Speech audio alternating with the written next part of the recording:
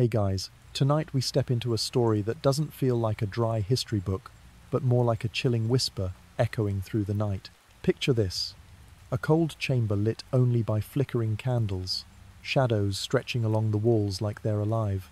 And there she is, a queen who once bent kings to her will, who once made all of Europe pause in fear, now standing silent, saying nothing. There's something hauntingly powerful here. The same woman who lit up an entire age is now trapped in her final battle against her own failing body. And honestly, if you were in her shoes, bearing heartbreak, betrayal, and the bizarre practices of 16th century medicine, you wouldn't survive a single week. But she did. At least for a while. That's exactly what makes this tale so compelling. We're not just talking about thrones, palaces, and dazzling gowns. We're talking about the slow, human unraveling of someone who defined an entire era. You'll see the velvet, the wigs, the glittering image of power, but you'll also see the sleepless nights, the shallow breaths, the heavy weight of guilt that never left her. And if you listen closely, you might even hear the silence of a kingdom waiting in fear. This is not a fairy tale ending. This is reality. Darker, stranger, and painfully human. So, before you get comfortable, take a moment to like the video and subscribe, but only if you genuinely enjoy what I do here. And while you're at it, drop a comment below, tell me where in the world you're watching from, and what time it is right now in your part of the night. These stories become even more fascinating when we realize how they connect us across time zones and continents. Now, dim the lights, maybe turn on a fan for that soft background hum, and let's ease into tonight's journey together. You lie down and imagine. A winter night in the year 1602, the wind howling through the windows of Richmond Palace. The candle flickers, golden light falling across a face no longer full with the bloom of youth. Before you stands Elizabeth I, the queen who once made all of Europe tremble, now frozen for hours, her gaze fixed on the cold fireplace. You feel as though she is staring through the extinguished flame to see a world no one else can. If TikTok cameras had existed then, surely this video would have gone viral. Caption: Queen goes full emo mode. You would let out a small laugh, but also feel a chill. The official record is clear. Elizabeth was nearly 70 years old, a rare number in Tudor times, when most people met God before blowing out the candles for 40. But the strange thing few know is this: she often refused to lie down in bed during her final days. All night she would stand or sit upright, as though letting her body touch the pillow would summon death to knock at the door. The maids recalled how they took turns watching over her, fearing that one moment of weakness would turn permanent. Historians still debate the cause of her death. Some say old age and pneumonia. Some suspect poisoning from the lead-based white powder she used daily. Others believe it was the culmination of spiritual tragedy, especially after the death of Robert Devereux, the Earl of Essex. Imagine this: signing the execution order for someone you both loved and hated, as hard as accidentally unfriending someone on Facebook only to remember you still owe them 200,000. In that torment, she rejected music, once her endless joy. No more lute, no more songs from the court musicians. Instead, the palace sank into heavy silence, broken only by a persistent cough and the rustle of silk gowns in the halls. Even the courtiers whispered, afraid to disturb the mournful air. You hear the servants whisper, "The queen is fading." The crown remains, the splendid robes remain, but beneath them lies a shriveled body, pale skin, frail breath, like seeing a glossy iPhone with only 2% battery left. Though the shell still shines, inside there is little left. What makes the difference is this: Elizabeth would not let anyone see that weakness. She was too proud to allow physicians to touch her, refusing all remedies. To her, exposing a sick body was the same as abandoning the image of the eternal Gloriana, the queen inseparable from the glory of an entire era. But you and I both know, no powder hides sorrow, no wig hides time. The court held its breath each day. They knew. When Elizabeth fell, not only would a queen be gone, but the Tudor dynasty would end. You can imagine the feeling like watching the final season of a long Netflix series. You are eager to see the ending, yet afraid of the moment the end flashes on screen. And while everyone waited, Elizabeth stood there, silent as a statue. No farewell, No speech, only her tall, slender shadow cast upon the cold wall. You hear the slow heartbeat of an era preparing to stop. Close your eyes and imagine. Richmond Palace slowly turning into a theatre of shadows. No more cheerful lute music or the lively debates of courtiers. Instead, you hear a prolonged, heavy silence, as if the very air itself is waiting for something to shatter. And at the centre of that silence is Elizabeth, a queen drowning in her obsession with Robert Devereux, the Earl of Essex. The historical event you surely know. In the year 1601, Essex staged a failed rebellion and was executed. It was Elizabeth herself who signed the death warrant, a cold political act necessary to keep the throne secure. But afterward, the spiritual price was too great. Ironically, the traitor was also the man who once made her smile, who gave her a sense of youth that even the crown could not provide. A strange detail few know is this. It is said that Elizabeth kept a small locket with Essex's portrait, sometimes opening it and whispering his name in the night. If true, the image is like a scene from a drama film, where the most powerful queen in Europe becomes a lonely woman, sitting before dying embers, whispering to the past. You see, power can shield you from enemies outside, but it can never save you from the echoes inside your heart. Historians still debate the true depth of feeling between Elizabeth and Essex. Some claim she regarded him as a son, a bond of maternal attachment. Others believe it was a romantic love hidden beneath layers of courtly ritual. And some scholars bluntly say, perhaps that affection was only political favour, and the romance a later invention of posterity. You listen and feel confused. But honestly, if someone makes you both want to grant them power, and yet forces you to sign their death warrant, what do you call that? Surely not close friends. After that calamity, you encounter a completely different Elizabeth. The queen who once dazzled on the political stage gradually withdrew. She grew indifferent, neglected the court, rejected music, once her greatest joy. In modern terms, it is like seeing someone once online 24/7 suddenly vanish from every group chat. The royal physicians called it melancholia. Today we call it depression. The court was stunned, for the Queen's mental collapse was nothing less than a signal of the approaching end of an era. Every glance, every whisper circled around the question, when will the Tudor dynasty truly end? No one dared to say it aloud, but you can imagine the tension, like being in a meeting where everyone knows the boss is about to resign, but no one dares to announce it. And Elizabeth, amid all those scrutinizing eyes, still kept a proud exterior, but inside she had become a woman gnawed by the ghosts of memory. Losing Essex, she did not only lose an important man, but also a part of herself, the part that made her believe she was still unyielding and immortal. The palace, once filled with music and light, now resembled a funeral not yet declared. As you walk down the corridors, you hear the wind whistling through, the cautious footsteps of the maids, and the broken whispers, "The Queen is no longer the same." Everything signaled the unavoidable end. You lean back, relax, and imagine Elizabeth's chamber in her final days. The weak golden candlelight reflects on her face, but not the smooth skin painted by legend, rather a stiff, pale surface, almost like porcelain.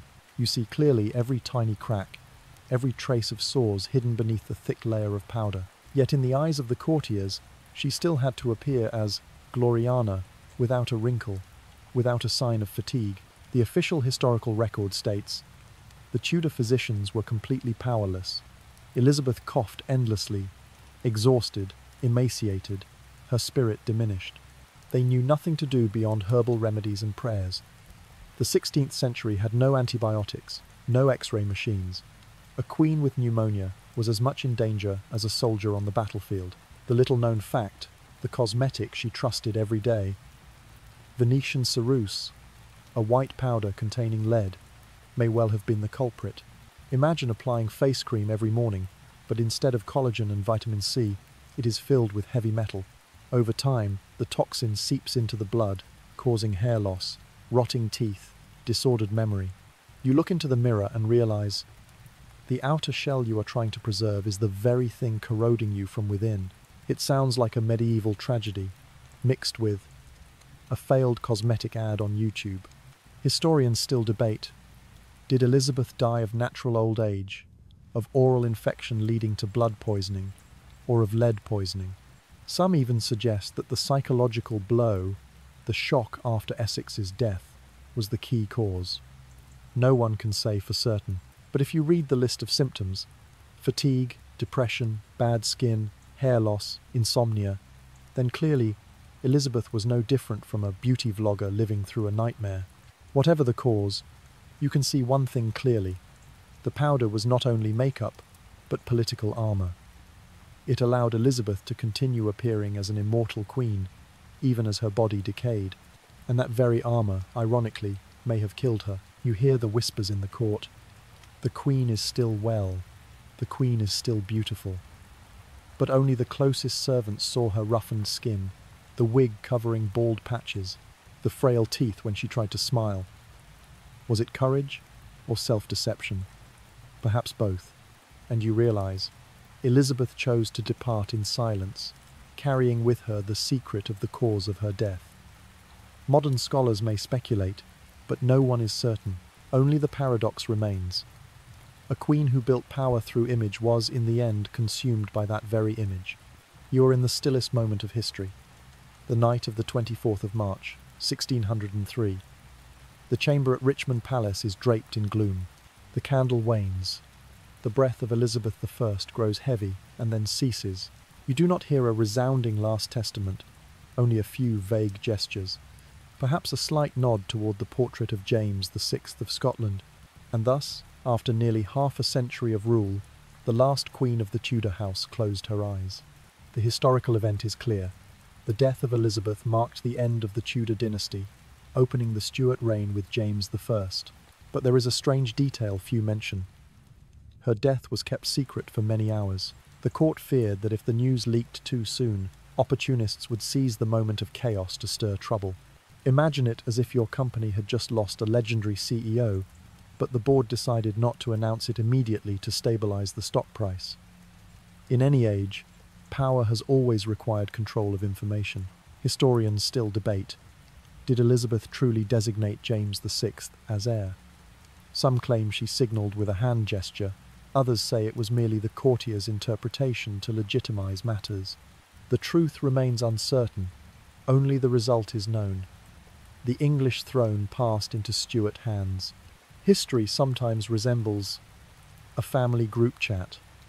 No one admits to being the one who decides, but in the end, everyone must agree on a common plan. The funeral of Elizabeth became one of the most solemn processions London had ever witnessed. On the 28th of April, 1603, her coffin, draped in black velvet, was carried through the crowded streets. You could hear the sobs, the tolling of church bells, and the heavy steps of horses drawing the bier. Upon the coffin lid, they placed an effigy of the Queen carved in wood, dressed in a crimson robe, crowned, and holding the sceptre, as if Elizabeth continued to reign even in death. If it were modern times, social media would surely be flooded with the hashtag #QueenForever. What drew much attention was her final resting place, Westminster Abbey, right beside Mary I, her half-sister and fierce rival.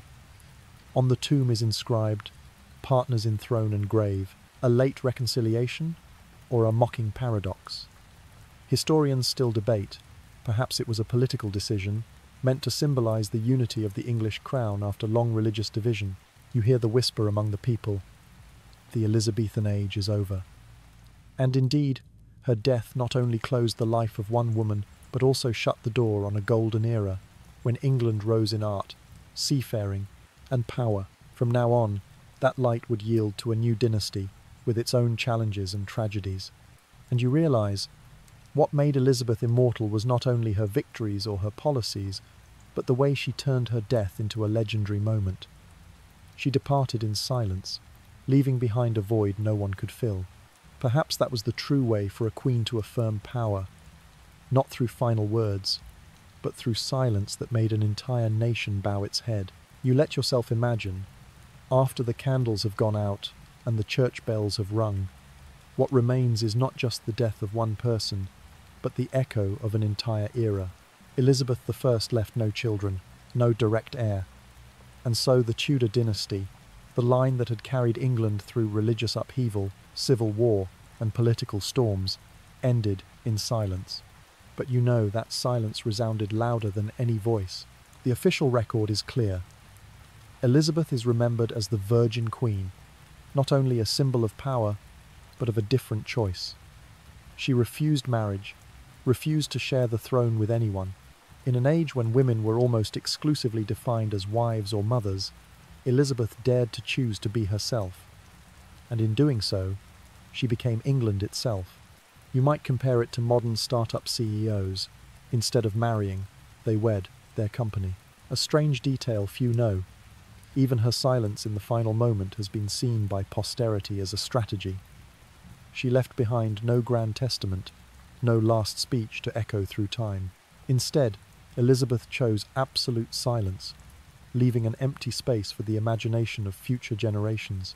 Just think, if a politician today refused to give a farewell address, the press would explode with headlines like, "What is she hiding?" For Elizabeth, that silence made her a legend, because no one truly knows what she thought in her last hour. Historians still debate. Did Elizabeth die of old age, of pneumonia, of lead poisoning from cosmetics, or of grief that never faded? There is no absolute answer, only overlapping theories. But if you look from a human perspective, you realize her death was the fusion of all three elements: a body worn out, a spirit depressed, and the crushing weight of the crown. Like when you open too many tabs on a computer, the machine heats up and eventually shuts down. What people remember most is the legacy. Under Elizabeth, England entered a golden age. Art flourished with Shakespeare. Seafaring exploded with Drake. National identity was solidified through victory over Spain, a solitary queen who turned that solitude into strength. And 4 centuries later, you still hear the phrase Elizabethan age ring out like a melody of pride and nostalgia. You picture the people of London then, some weeping, some sighing, but all understanding that they had witnessed not only the death of a person, but the end of a national brand era. Ironically, it was that lonely departure that made Elizabeth immortal in collective memory. And you smile softly. It is hard to believe that a woman once regarded as an illegitimate daughter at birth ended her life as one of the most powerful figures in European history. If that is not a plot twist, then what is? When the candles in her chamber had long since burned out, the light of Elizabeth still spread across centuries. She died in solitude, but surely was never forgotten. You gently close your eyes and imagine. Before you is no longer the cold palace of Elizabeth I, but the dense Central American jungle, damp and fragrant with the scent of earth after rain. The forest cicadas roar, sunlight slants through the canopy, and amid all that life stands a tree the Maya considered the heartbeat of the universe, the cacao tree. The official historical record is clear. From around the year 250 to 900 AD, cacao was at the center of Maya religious and social life.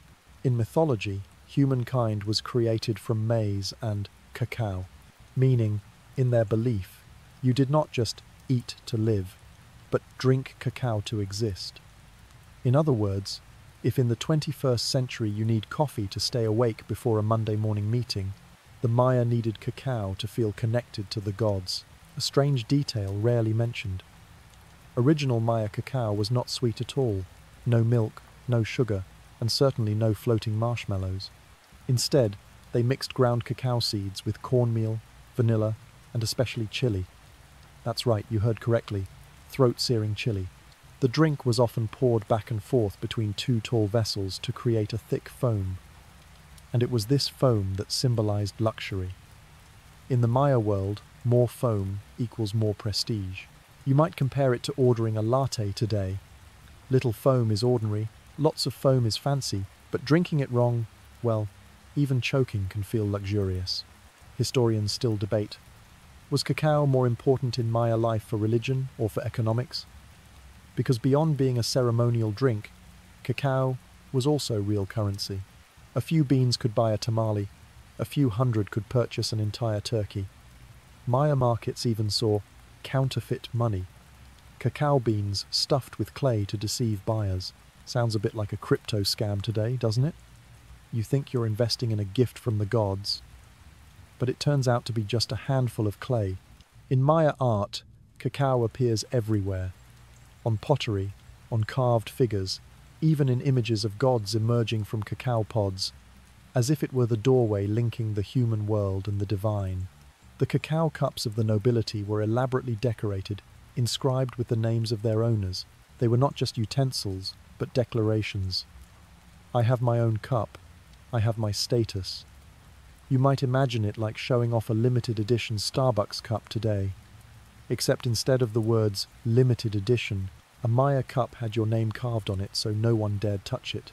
For the Maya, cacao was drink, money, and ritual. It was the binding thread between the sacred, society, and economy. When a king was crowned, when a couple married, or when the dead joined the ancestors, cacao was always present. It accompanied them from birth to death. You could say, if blood flowed through their veins, then cacao was the current flowing through the Maya soul. And isn't it fascinating? Something that today you wrap in a sweet chocolate bar, tuck into a bag of candies for Valentine's Day, was once the substance that defined an entire civilization. Perhaps the next time you bite into a piece of chocolate, you should close your eyes and think, I'm chewing on the sacred currency of the Maya. You are stepping into Tenochtitlan, the Aztec capital, where the canals glisten in the sunlight and the towering step temples rise high. The air is filled with the scent of pine resin burned for rituals, and the aroma of roasted cacao mixed sharply with chili. For the Aztecs, cacao was not just a drink, it was the blood running through the veins of the empire. The official historical record. In the 15th to 16th centuries, the Aztecs considered cacao a compulsory tribute. Because the central Mexican highlands were not suitable for cultivation, they forced the conquered southern regions to deliver cacao as tax. Imagine shopping in those days. Your basket was not counted in coins, but in cacao beans. A rabbit cost 10 beans, a turkey 100 beans. In other words, your wallet could literally grow mold if you were not careful. A strange detail few know.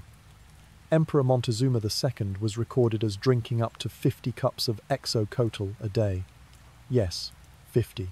The drink was not sweet at all, but bitter, spicy, rich, mixed with chili, cornmeal, and sometimes even honey or vanilla. Some sources even claim that in certain rituals, cacao was blended with a little animal blood to give warriors sacred strength.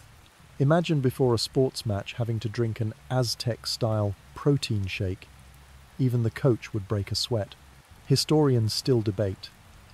Was cacao truly the key to Aztec military power, or just an exaggerated ceremonial symbol? Some argue that cacao, rich in energy and caffeine, helped Aztec warriors endure in long battles. But others counter, saying that the spiritual and psychological effect was the real factor. Drinking exocotl made warriors believe they were invincible. A bit like wearing a lucky shirt to a job interview. The practical effect may be doubtful, but belief is the weapon. In religious rituals, cacao was offered to the god Quetzalcoatl, the feathered deity who bestowed cacao upon humankind. At the temples, priests poured the spicy cacao, the foam rising high like a prayer for harvests and victories. The more foam, the more effective the prayer. If today you bought bubble tea with too few pearls, you would feel disappointed. For the Aztecs, too little cacao foam was seen as a bad sign from the gods. The Aztec treasury was not only filled with gold and jewels, but also piled with sacks of cacao, because it was the energy that powered the empire. There was even counterfeiting, cacao shells stuffed with mud or sand to fool merchants. Truly a case of fake goods in pre-Columbian times. And you know, from ancient days until now, anything precious always inspires someone to cheat. For the Aztecs, cacao was a soft weapon. It entered marriage rituals, prayers to the gods, and the campaigns of conquest. A cup of xocoatl did not just warm the stomach, it strengthened the belief that you were fighting in the name of the divine. In that moment, the small cacao bean became the symbol of supreme power and wealth, the very thing that defined an empire. And you sigh, smiling. How fascinating to think that the chocolate bar you hold today, wrapped in shiny foil, sold at a supermarket candy shelf, was once the central bank of an entire civilization. Knowing that, perhaps you will savor it a little more slowly, won't you? You imagine yourself standing on the deck of a Spanish wooden ship in the year 1528, the salty Atlantic wind lashing your face, and in the ship's hold, there are not only silver and gold from the New World, but also sacks of cacao beans, something that at first the Spanish soldiers even scorned as bitter as mud mixed with chili. Yes, as appealing as a modern, green, clean detox drink people advertise now, except no one wanted to drink it a second time. The official historical record is clear. Hernan Cortés, after witnessing the Aztecs treat cacao as sacred, brought it back to Spain. At first, the drink kept its fiery recipe: cacao, chili, maize, thick foam. But European palates were unaccustomed to bitterness and spice. The Spanish began adding sugar, cinnamon, later milk. The result? From a ritual beverage it became chocolate caliente. Sweet, warm, luxurious. A complete makeover, from a brawny Aztec warrior into refined ladies and gentlemen in an elegant salon. A strange detail few know. In its early stage, cacao was nearly a state secret of Spain. They hid the recipe, keeping monopoly for nearly a century. Drinking cacao then was like having a Netflix account before the rest of the world, half boast, half secret. But of course, every secret eventually leaks. Through royal marriages and trade, chocolate spread to France, Italy, then England.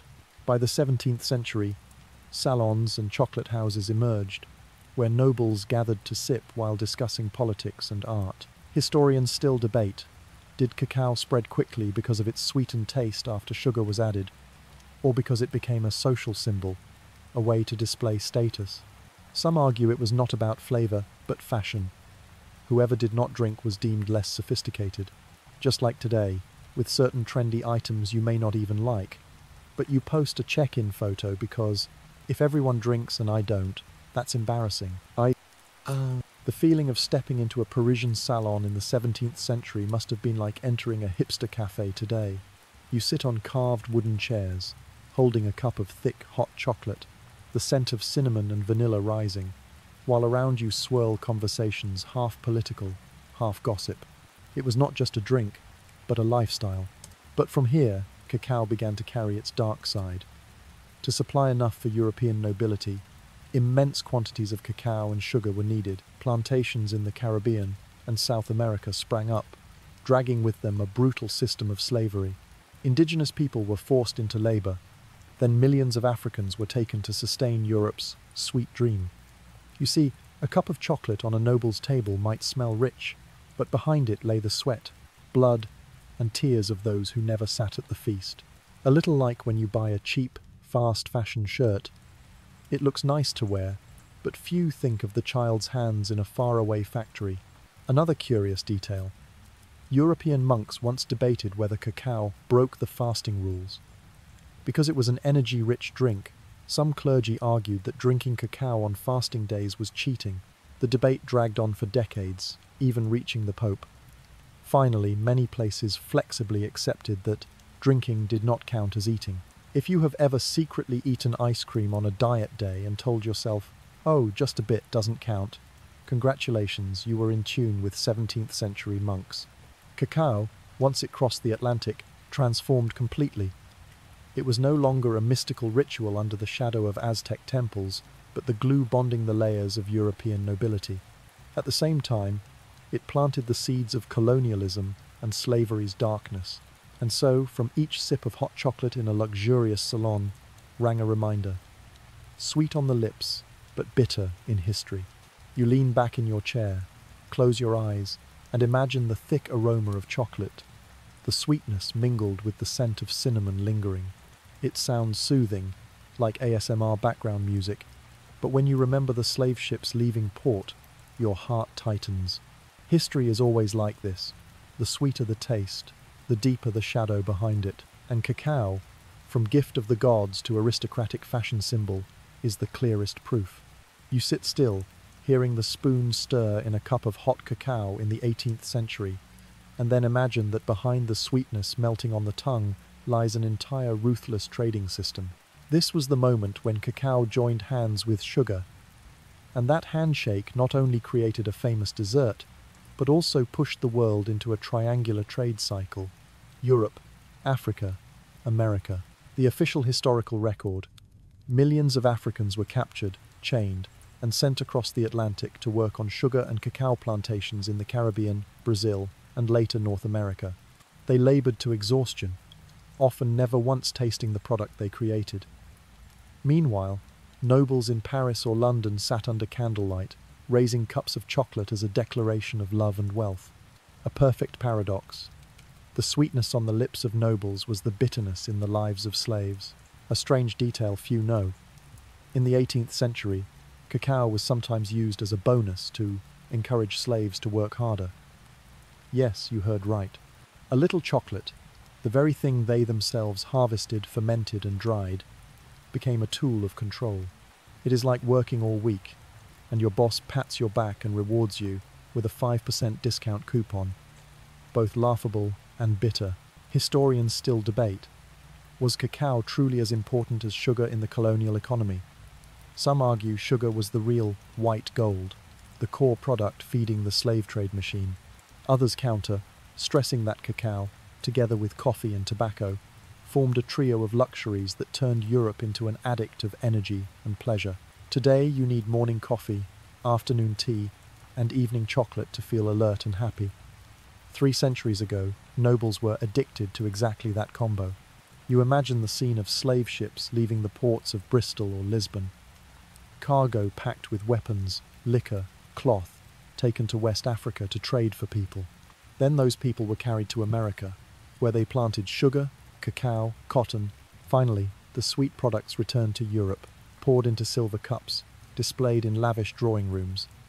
The cycle repeated endlessly, and each turn meant thousands more lives lost. You might call it the nightmare version of a global supply chain.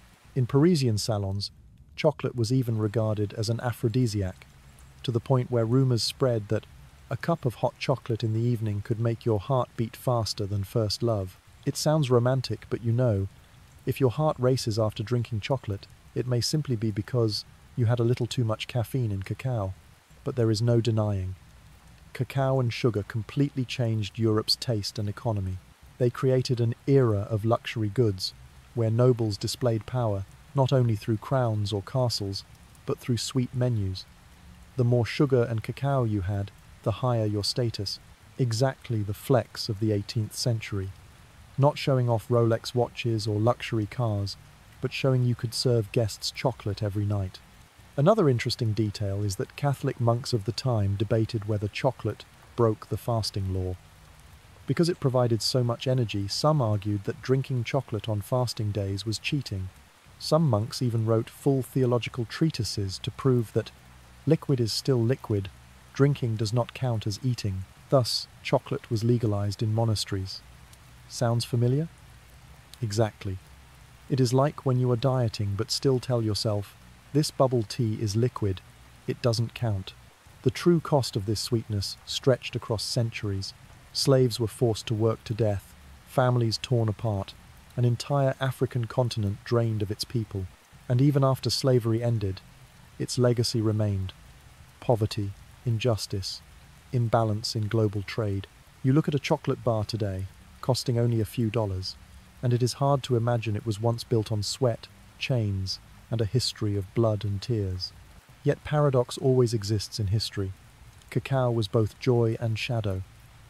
It made European courts happy, but left lasting scars on millions of people. And somewhere, each time you break a bar of chocolate, the echo of that past is still there, gentle yet persistent, like the final bitterness on the tongue when all the sweetness has faded. You take a breath, imagining the roar of steam engines in the 19th century. Iron wheels turn endlessly, and in one corner of a factory, the humble cacao beans from the jungles of Central America are being drawn into an unprecedented revolution. First came the year 1828, when a Dutch chemist, Coenraad van Houten, created the hydraulic press. He not only separated cocoa butter from cocoa powder, but also unintentionally opened the door for chocolate to leave the luxury world of nobility and fall into the hands of common people. Just think, if not for this invention, perhaps today you would still need to sell a kidney to afford a chocolate bar.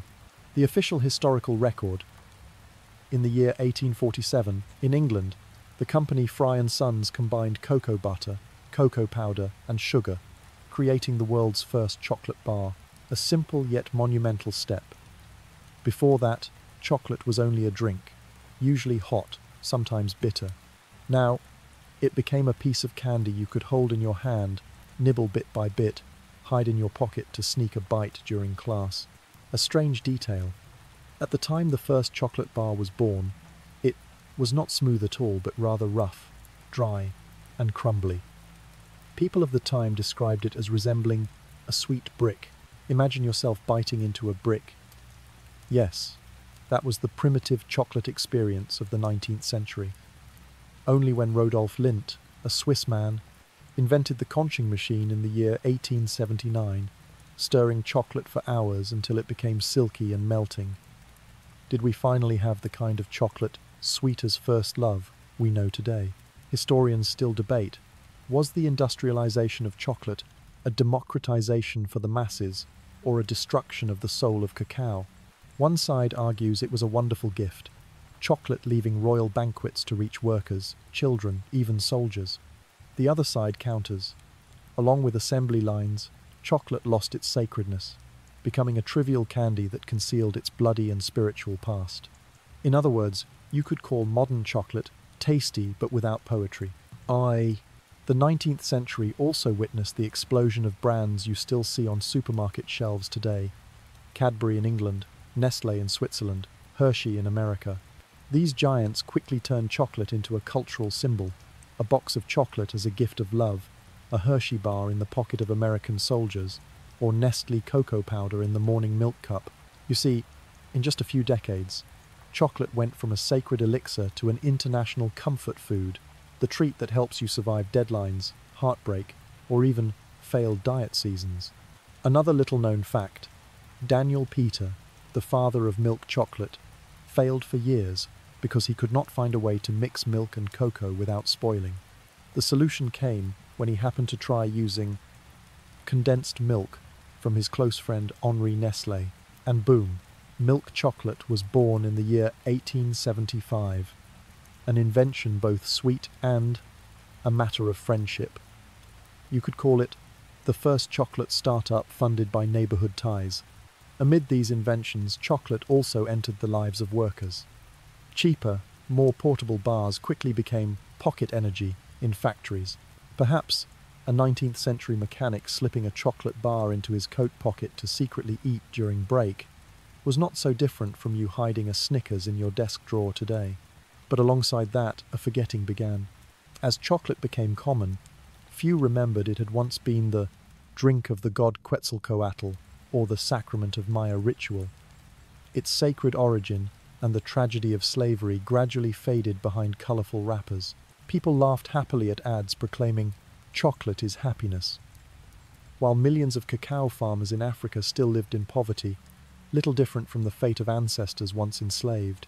And you, sitting here, savoring a piece of modern chocolate, smooth, sweet, melting instantly on the tongue, perhaps can no longer sense the bitterness once tied to it. But history is still there, like a hidden filling beneath the sweet shell. In truth, every time you break a piece of chocolate, you are biting into hundreds of years of change.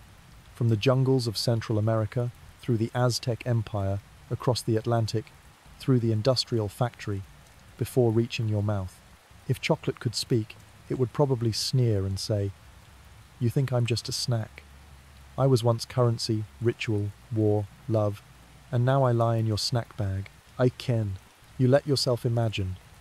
America in the early 19th century, endless fields of white cotton stretching out, gold mines newly discovered glimmering in the earth, and in the distance the villages of native peoples where they had lived for generations. But then, the drums of politics sounded, and in the year 1830, President Andrew Jackson put pen to a document that changed the fate of hundreds of thousands, the Indian Removal Act. The official historical record is very clear. This act legalized the forced removal of native tribes in the east to distant lands in the west, the so-called Indian Territory, today's Oklahoma. It sounded like a resettlement program, but in reality it was a massive land grab, feeding the hunger for cotton fields and mineral exploitation by white Americans. You might imagine it like living peacefully in the ancestral home left to you, when suddenly the government knocks on your door. Sorry, this house is now rezoned for a resort. Please move out. What few mention.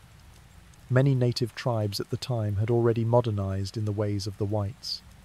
The Cherokee had a constitution, courts, schools, even a newspaper printed in their own language. They were not the wandering, wild communities people often imagine, and yet even they were forced from their homelands. What irony is greater than striving to integrate and prove you are civilized, only to still be cast aside? Historians still debate, did Jackson truly believe he was protecting native peoples by removing them, or was that just a cover for his ambition to seize land? One side says Jackson wanted to avoid conflict between natives and settlers. The other insists it was simply a polite phrase to legalize theft. Looking back, perhaps no scholar is needed to see the truth.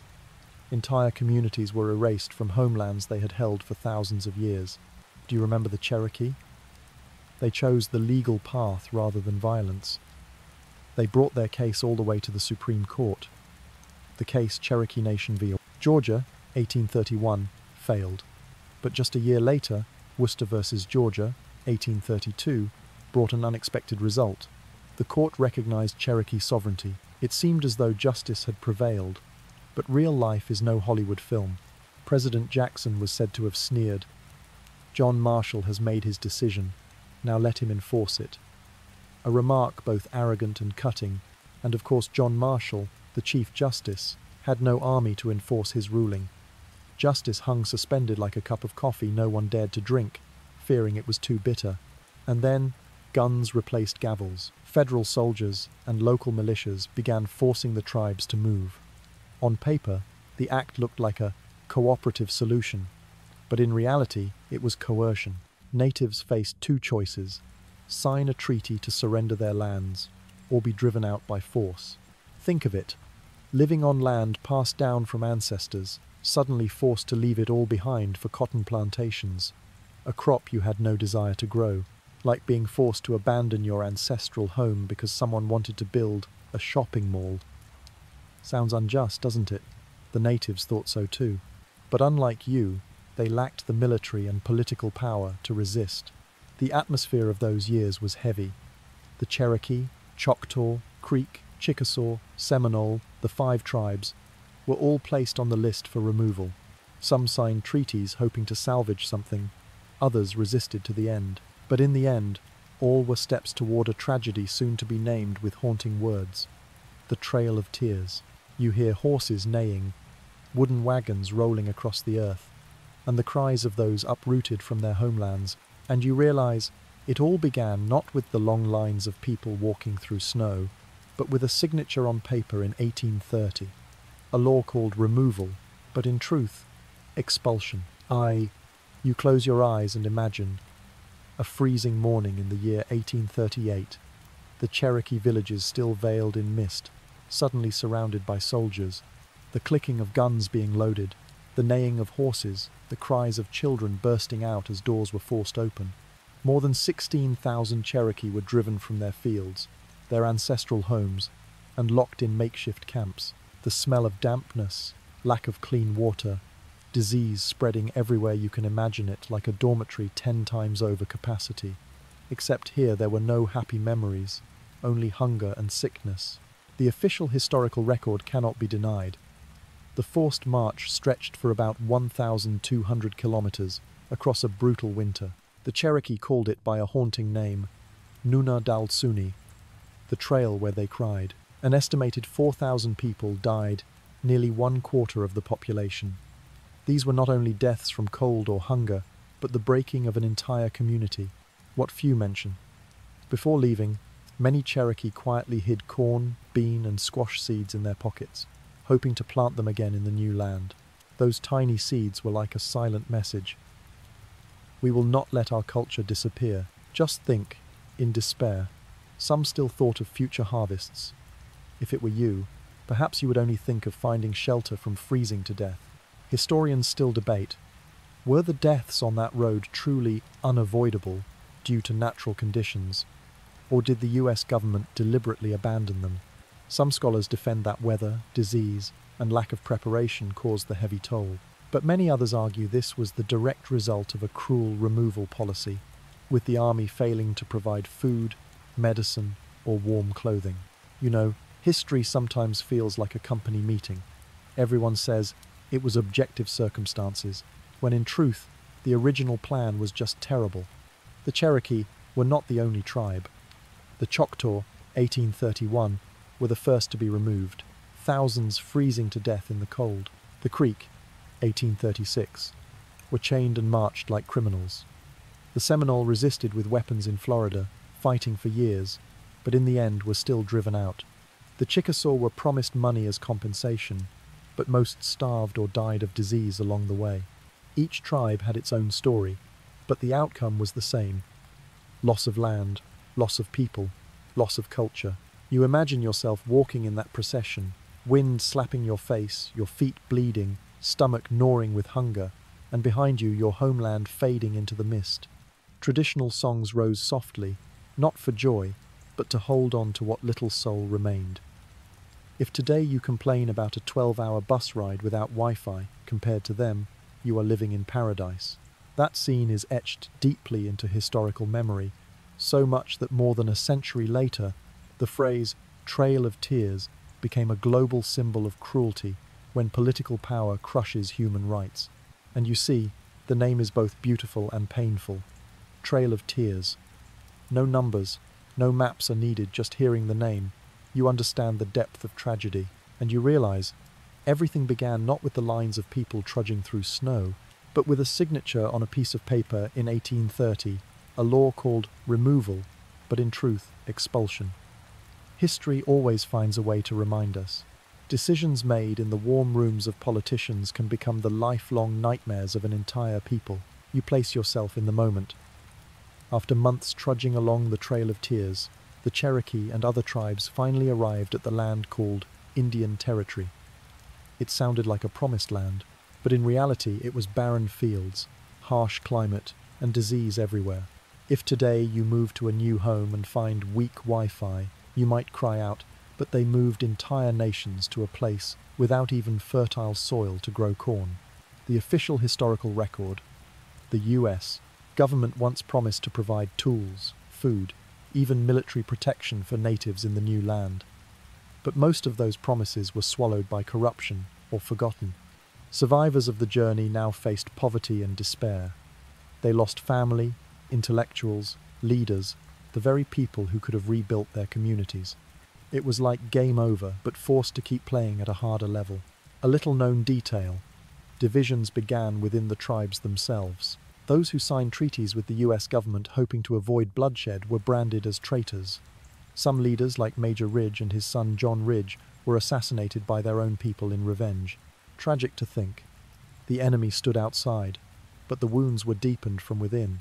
If you have ever fought in a group chat because someone ordered food too late, imagine the tension when the decision of a small few could cost an entire nation its homeland. Historians still debate. Could the natives have avoided tragedy if they had been more united? Some say internal division weakened them, leaving them unable to resist. Others argue, even with unity, against US guns and political power, the outcome would not have changed. One side says, the fault was ours.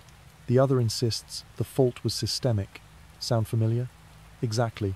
Like every modern company meeting where no one accepts final responsibility. Even so, what may surprise you is the resilience of these communities.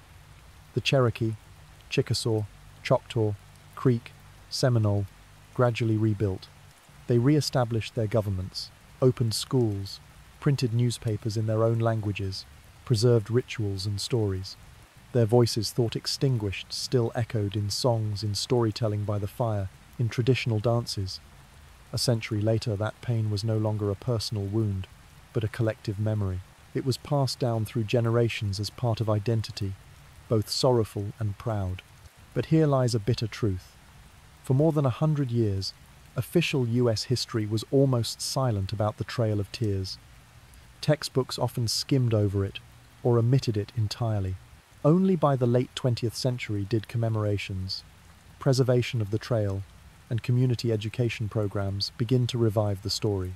You see, sometimes it takes 100 years for a nation to admit its mistakes, like being angry with a friend and taking decades to finally say sorry, except here it was an entire people waiting for recognition. Today, the Trail of Tears is both a wound and a symbol. It reminds us of the cruelty of expansionist policy, but also proves the resilience of native peoples. They did not vanish as many politicians in Jackson's time had hoped, but continued to exist, to fight, and to keep memory alive in their communities. You can imagine, at a commemoration, when Cherokee descendants sing in the language of their ancestors, it is not just a song, it is a declaration. We are still here. We walked the Trail of Tears, and we still sing, still tell our stories. And in that moment, history suddenly feels warm like a small fire pushing back against endless darkness. You try placing yourself in a small village in Massachusetts in the year 1692. Cold winds sweep through barren cornfields, harvests have failed, and news of war with the native peoples arrives daily. The atmosphere is already heavy, and then in the house of Reverend Samuel Parris, several young girls suddenly collapse, convulse, scream, and claim they are being tormented by invisible forces. The village doctor looks around, shakes his head, and declares a chilling sentence: "This is the hand of the devil." And with that, panic is officially ignited. The official historical record, those girls, among them Betty Parris and Abigail Williams, began pointing fingers, accusing 3 women of witchcraft. One was Tituba, the Caribbean slave of the minister's family. One was Sarah Good, a poor beggar, always scowling and begging for food. The last was Sarah Osborne, a woman who had remarried, defying Puritan norms. 3 names, 3 vulnerable identities, suddenly became scapegoats for the fear seeping into the community. What few know, Tituba, under interrogation, confessed that she had communicated with the devil, and even vividly described a book of the devil, listing the names of those who served him. You may wonder, why would she confess to such nonsense? But remember, in that context, denial often meant being sent to the gallows quickly. A confession sometimes helped prolong survival. It sounds paradoxical, like when you arrive late to work. Instead of denying it, you say, "Yes, I was late, but because I stayed late working yesterday." The result can sometimes be lighter. Historians still debate what truly caused those girls to behave so strangely. One theory is that they suffered from seizures or poisoning from rye infected with ergot fungus, something that can cause hallucinations, like a natural drug. Another theory is that it was simply a collective psychological effect, when tension, fear, and extreme belief created an epidemic of imagination. And of course, some argue it was merely the manipulation of a few families in the village to eliminate rivals. A mini political scandal dressed in religious robes. If you've ever seen drama in a classroom or office split into factions, you'll understand this logic immediately. One accusation is enough, and half the group rallies into a camp. What made Salem unique was the emergence of spectral evidence. People believed that the spirit of the accused could appear to torment victims, and the victim's word alone was enough to count as evidence. Do you see how absurd that is? You could be convicted just because someone claimed your ghost appeared in their dream and pinched them. It's basically the old-school version of hearsay on Facebook. But in Salem, such testimony carried the weight of legal proof. A special court was established, and trials followed one after another. The disliked, the different, or simply the unlucky could be named. No physical evidence, no concrete witnesses, just a girl collapsing to the ground screaming, "She harmed me," was enough to dangle a life on the line.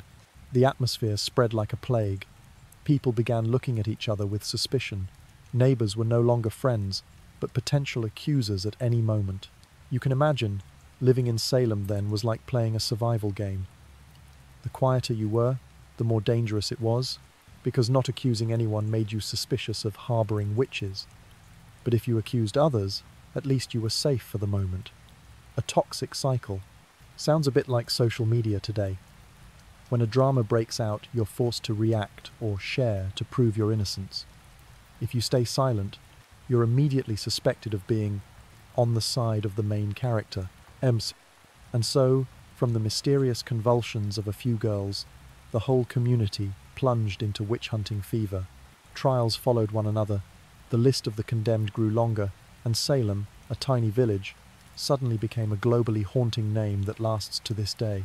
You imagine a sweltering summer in the year 1692, in Salem, where the wind whistling through wooden houses could not drown out the cries and the clanking of chains in the jail. The air was so dense you could almost smell fear, a mixture of sweat, straw dust, and paranoia. Within a few months, more than 150 people were arrested, and then trials rolled on continuously, like a slow-grinding machine that no one dared to stop. The official historical record, 19 people, 14 women and 5 men, were hanged. An old farmer of 81, Giles Corey, refused to plead and was executed by pressing. Heavy stones placed on his body until he could no longer breathe. It sounds barbaric, but for Corey, it was a way to preserve honor and keep his land from being seized. Imagine, at 81, still choosing to resist the system, if today you refuse to update your phone software despite constant prompts. Maybe your spirit is as stubborn as Giles Corey's. What few know. Among those arrested were even children and pregnant women. They were locked up in harsh conditions, many dying before ever facing trial. The jails were so overcrowded that it was said prisoners sometimes had to pay for food and a place to lie, and if they had no money, they only had straw to spread on the freezing floor. Imagine, arrested for the devil, yet still having to pay service fees like at a cheap hotel. Historians still debate. Why did that hysteria finally end? Some say it was because it went too far. When high-status individuals, including the wife of Governor Phipps, began to be accused, the authorities panicked. Others emphasized the role of ministers who spoke out against spectral evidence, the vague kind of proof that could make anyone a criminal. Still others believe the villagers of Salem simply ran out of strength, unable to sustain the hysteria any longer. If you've ever been in an online argument dragging on for weeks, you know, sometimes no one wins. Everyone just gets too tired and quits. Governor William Phipps eventually dissolved the special court, banned the use of spectral evidence, and ordered the release of surviving prisoners. But the aftermath could not be erased immediately. Salem was left a divided community, families shattered by the loss of loved ones, children growing up haunted by the memory that their parents were hanged because of a single accusation. Later, some judges and witnesses were forced to publicly apologize, but it was not until the year 2001 that Massachusetts officially cleared all victims of their charges. 300 years for history to correct a wrongful mark.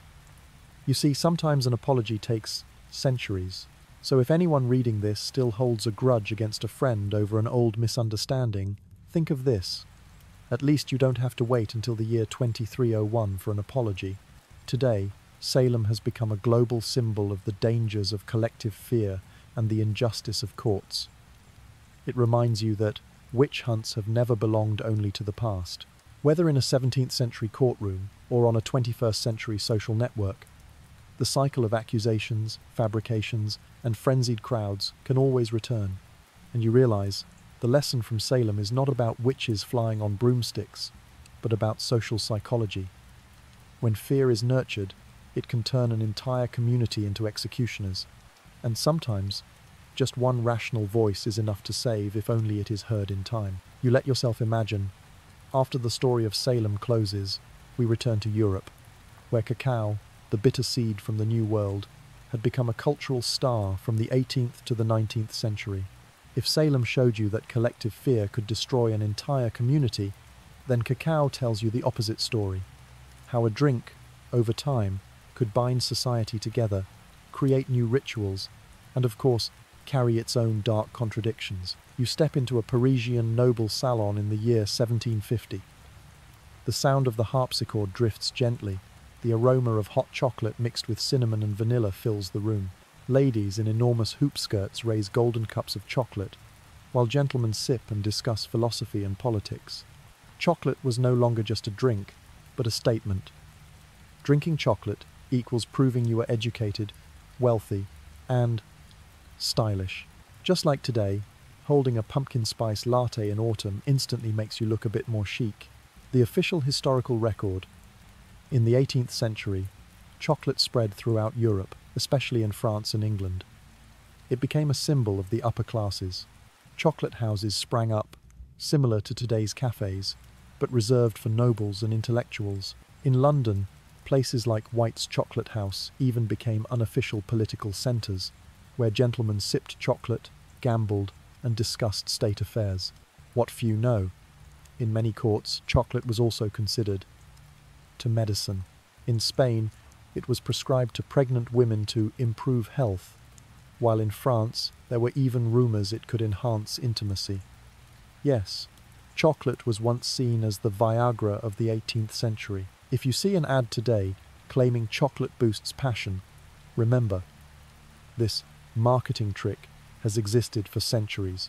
Historians still debate, was chocolate truly a symbol of enlightenment, part of intellectual life, or simply a luxury pastime disguised in philosophy? One side says that over cups of chocolate, ideas of revolution, democracy, and freedom spread. The other side retorts, don't romanticize it too much, it was still just wealthy nobles finding ways to entertain themselves, nothing more. If you hear the two sides argue, it sounds exactly like debates today. Does coffee really spark creativity, or is it just an excuse to hang out and gossip? By the 19th century, chocolate began to change its nature. The Industrial Revolution transformed it from luxury to common good. But this transition period was fascinating. On one hand, chocolate was still a drink of the elite, served in fine porcelain cups alongside pastries. On the other, technical innovations slowly brought chocolate to the middle and working classes. You might picture it like mobile phones. At first only the rich used them, then thanks to technology everyone could. A little-known detail. In the 18th-19th centuries, chocolate was also brought into hospitals as a kind of restorative medicine. Doctors believed it helped patients recover strength more quickly. Some hospitals in France distributed chocolate to patients with high fevers, believing it reduced heat. It sounds strange, but after all, a cup of hot chocolate surely made patients happier. If today you're sad and someone brings you a Kit Kat, you'd certainly feel a little less sick. Meanwhile, the social story was more complicated. Sugar and cacao factories depended on colonial systems and cheap labour. Thus, on the noble's table, a cup of hot chocolate was both a symbol of sophistication and proof of colonial exploitation in the Caribbean and Africa. A sweet yet bitter paradox. Historians still debate, should 18th, 19th century European chocolate be remembered as a tool of enlightenment or as a symbol of colonialism? The answer perhaps is both. Chocolate inspired in intellectual salons, but it was also an excuse to sustain colonial exploitation, just like today's social media, both a place for sharing humanitarian ideas and a tool for spreading misinformation. You sit back, imagining yourself in a Parisian salon in the year 1780. In your hand, a cup of thick chocolate, lace spread across the table, around you lively conversations. Outside, revolution is about to erupt, but inside this room, chocolate remains sweet like a mask. And you realize, chocolate was not just a drink, but a mirror reflecting society, from power to class to conflict. By the end of the 19th century, when industrial brands like Cadbury, Nestlé, and Hershey appeared, chocolate officially left the noble salons and entered the hands of everyone. But during this transition, it had already left an interesting legacy. Chocolate not only eased hunger, but also stimulated the mind, nourished debates, and even dreams of social change. You smile softly.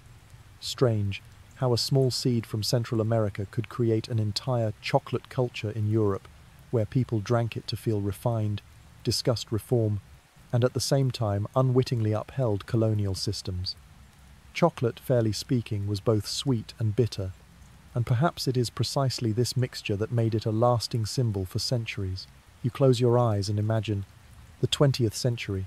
Chocolate was no longer confined to noble salons or chic shops, but had entered every candy shelf in corner stores, every soldier's ration pack, and into colourful advertisements across the streets. Chocolate had officially become part of popular culture, no longer a luxury, but a national treat. The official historical record, in both World War I and II, chocolate was considered by American and European armies as a weapon of spirit. Every American soldier going into battle was issued a small Hershey bar in their ration. It provided quick energy and comfort amidst the bombs. One soldier even wrote home, "A piece of chocolate reminds me the world is still sweet." If you've ever slipped a snack bar into your bag to survive a tense meeting, their feeling was similar, except the bombs outside were real. What few know, during World War II, the US Army commissioned Hershey's to produce the D ration bar, a bar of chocolate hard as rock, not very tasty, but packed with calories and resistant to melting. A soldier might bite into it and grimace, but at least survive another day. Some even joked, "This bar isn't for eating, it's for throwing at the enemy." A perfect example that not all chocolate was romantic. Historians still debate, was wartime chocolate a nutritional tool or propaganda tool? One side says the army simply made use of its quick energy. The other stresses its psychological meaning. A small, silver-wrapped bar reminded soldiers they were fighting for a sweeter world. In short, it was both food and symbol. After the war, chocolate did not stop. The 20th century witnessed the explosion of advertising culture. Giants like Cadbury, Nestle, Hershey launched massive marketing campaigns. Chocolate became tied to love, to holidays, especially Valentine's Day. You might imagine, in just a few decades, from the sacred ritual of the Maya, chocolate turned into a gift of love anyone could buy at a supermarket. If you give someone chocolate on Valentine's and think it's an ancient tradition, congratulations, you've been cleverly tricked by marketing. An interesting detail, 20th century chocolate ads also targeted children. Companies made colourful packaging, added cartoon characters, turning chocolate into a joy of childhood. Some children even dreamed of living in chocolate forever. It sounds innocent, but adults today aren't much different, only hiding it better when sneaking chocolate at midnight. But with this popularity came social debate. Historians and economists asked, did chocolate's global popularity cover up its painful roots, slavery and forced labour? One side says, modern chocolate is a symbol of peace, a shared joy of humanity. The other stresses, even in the 20th century, many African cacao plantations were tied to child labour and injustice. Thus, every bar you eat is also a slice of unresolved history. You sit in a movie theatre in the 1950s, surrounded by the rustling of candy wrappers, the buttery smell, laughter erupting as the screen flashes the first colour films. Chocolate then was not just food, but an experience tied to collective memory. From school desks to theatres, from Valentine's Day to ration packs, chocolate had become part of everyday life. And you realise, the 20th century was a turning point. Chocolate was both the soldier's food, the gift of love, and the joy of childhood. It passed through war, through industrial advertising, and stepped straight into popular culture. If in the 18th century chocolate was the symbol of the elite, the 19th century the product of industry, then in the 20th century it officially became the common language of humanity. A sweet language, sometimes hiding bitter chapters. You sip a cup of hot cacao right now, listening to the soothing sound echoing like ASMR in your ears, and smile. From the jungles of Central America to the cup in your hand, chocolate has travelled a long journey, sweet, bitter, and full of paradox. You lean back, take a deep breath, and let the imagined taste of chocolate lingering on your tongue slowly fade.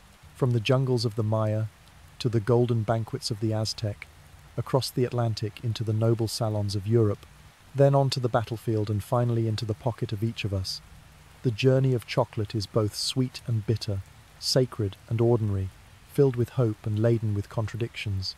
History has shown you, from the Trail of Tears in America to the witch hunts in Salem, from the slave plantations to modern cafes, fear, greed, and even small joys can all be contained within the fragments of human stories left behind.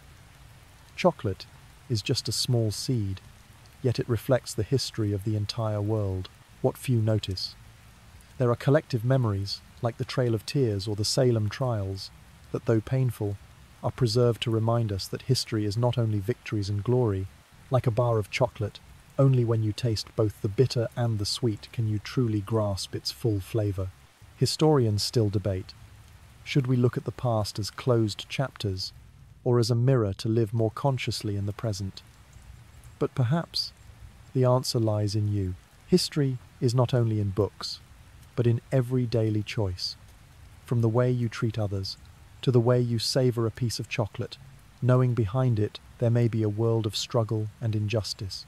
And now, you sit in a quiet room, yellow light casting down on the table, the fan gently spinning. Everything evokes the slow, soothing tone of a voice like ASMR background. The story comes to a pause, but its echo remains. That human beings always search for comfort, from cacao beans to beliefs, however fragile. Perhaps the greatest lesson history whispers in your ear is this: every sweetness comes with a price, but it is in the bitterness that we find the meaning of existence. So next time you break a piece of chocolate, remember, you are savouring not only a candy, but also a fragment of human memory.